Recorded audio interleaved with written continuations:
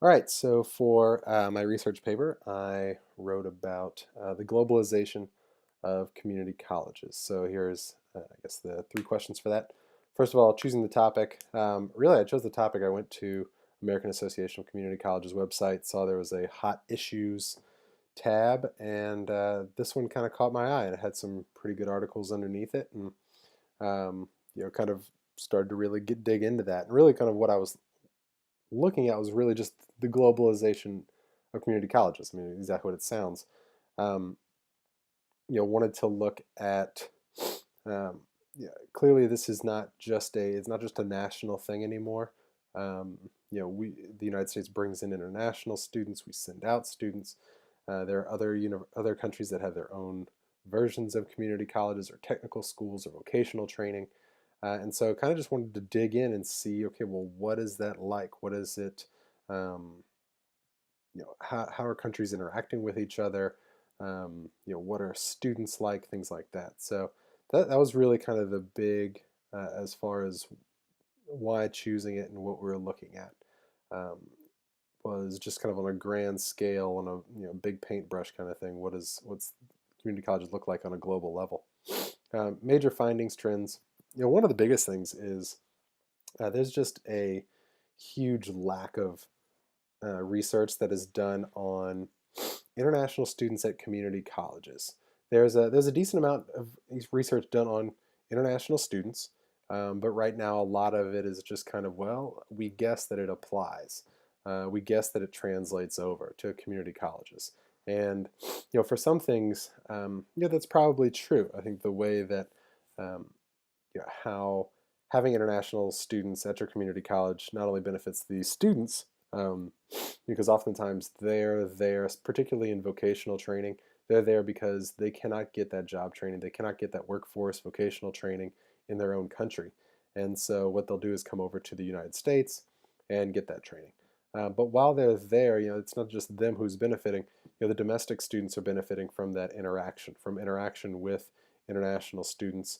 It kind of gives them an idea, expands their viewpoints, um, their cultural concept, of what's going on, their awareness of other customs, and having friends or making relationships with people from other countries, and so that's a big benefit that that students receive by having international students in their classes. Obviously, there's also a huge economic contribution. For the local, state, and national economies are going to benefit by having those international students come across. Living expenses, tuition, they're not going to pay in-state tuition. So that you're getting some substantial funding through international education with international students. Again, we talked about research being limited. One of the things that we found was just the collaboration that goes on between countries is really interesting, and not only interesting, but it's extremely necessary for countries um, to not to so much to survive, but to do well. There's this thing called a memorandum of understanding, and that's kind of what outlines agreements between two countries. Particularly, um, looked at Australia and how similar Australia and the United States are. Not so much, um, maybe in a lot of ways, but definitely through their educational goals, what they want, expanding the percentage of their populations that have higher education, the way they want to go about that, utilizing the community college system, particularly reaching out to minority students, to non-traditional students.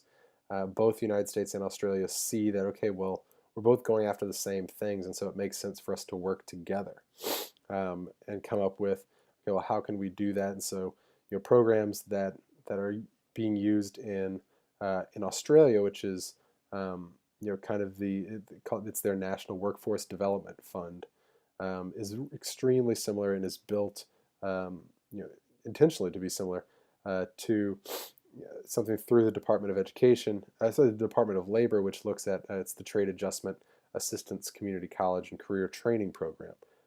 Super long acronym, but but what but so those similarities. There's also in emerging countries that are looking to expand their community college system, the United States is going in and helping either through speaking at conferences or working, or community colleges in the United States working directly with other countries.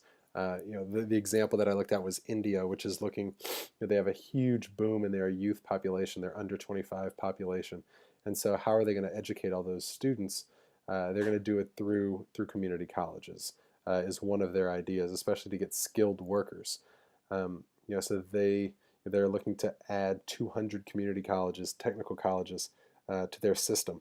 And so, they've they reached out in the put together a conference, and the United States was one of the countries that sent a lot of leaders to talk about different industries and how, particularly in the United States, how we connect with industry and how we link what we're doing. Sometimes it's driven by that industry. But huge benefit to that by the United States by being seen as a collaborator. We're going to benefit from some of that. In years to come, whenever India's population is getting trained and some of their youth are becoming really trained youth, they're not only going to help out India's economy, but they'll help out the international economies.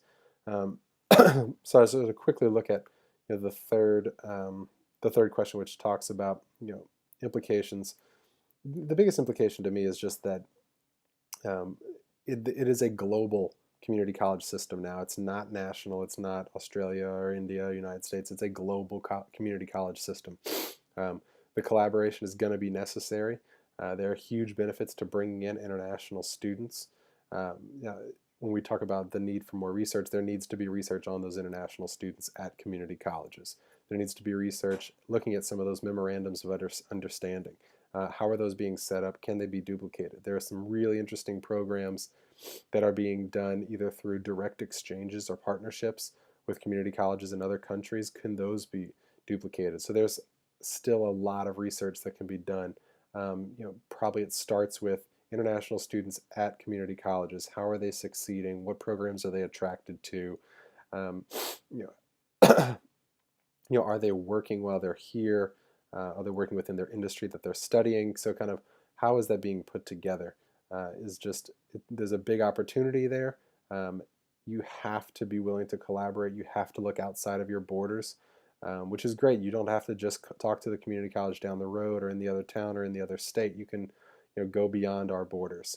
And then that breaking down the borders of community colleges is really one of the incredible things that I learned through all of this, all of the reading. So it was really fantastic.